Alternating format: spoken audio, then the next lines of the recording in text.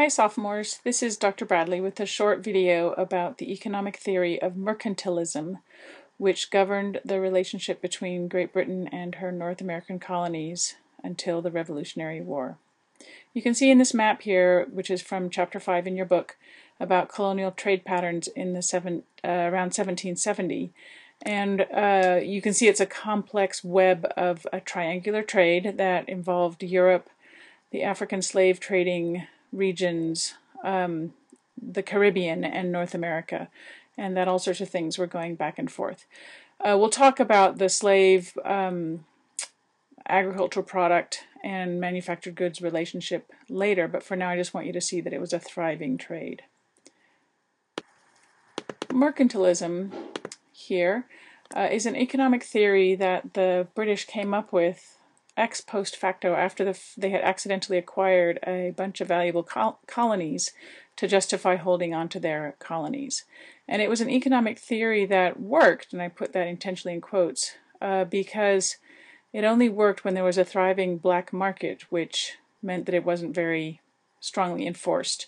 And once it was strongly enforced, the colonies rebelled, and that took them towards the revolution. So in short, the theory was that mercantilism, that the world is a command economy in which colonies exist to enrich the mother country. And the subsets of that theory are as follows. First of all, a very basic theory that wealth is power. Secondly, that wealth is measured in a country's stores of gold and silver, not cash, not crops, not land, but in its stores of gold and silver.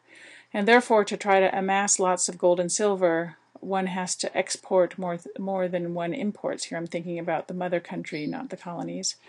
And that the role of the colonies is to enrich the mother country.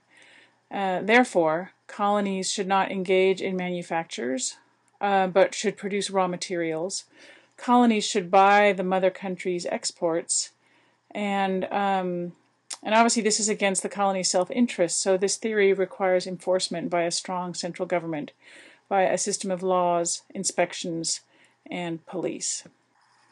So in practice, to make mercantilism work, the British had to develop an elaborate system of navigation laws, which they did beginning in 1650.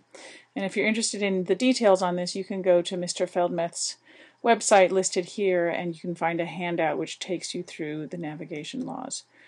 Basically, these were laws, these were laws that said, first, that commerce to and from the colonies had to be on English vessels. Secondly, that European commerce to the colonies had to go through England and pay duties. Duties are taxes on imports or exports. Third, that enumerated products, enumerated simply means specific ones that were identified and put on a list.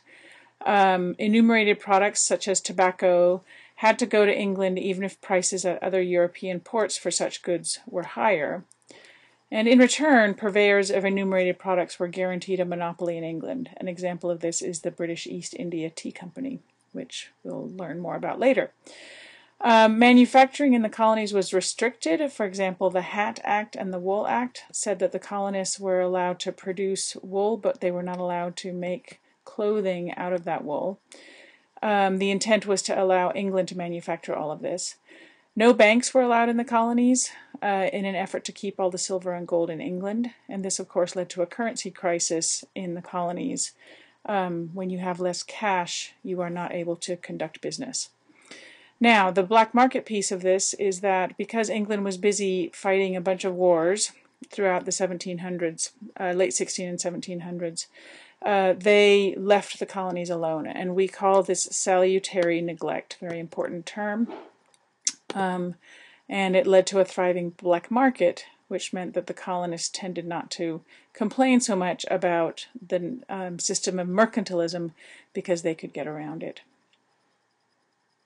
So here is a little review quiz for you to think about. One question: what is the historical significance of the navigation laws?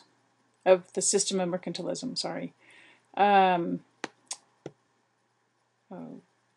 at this and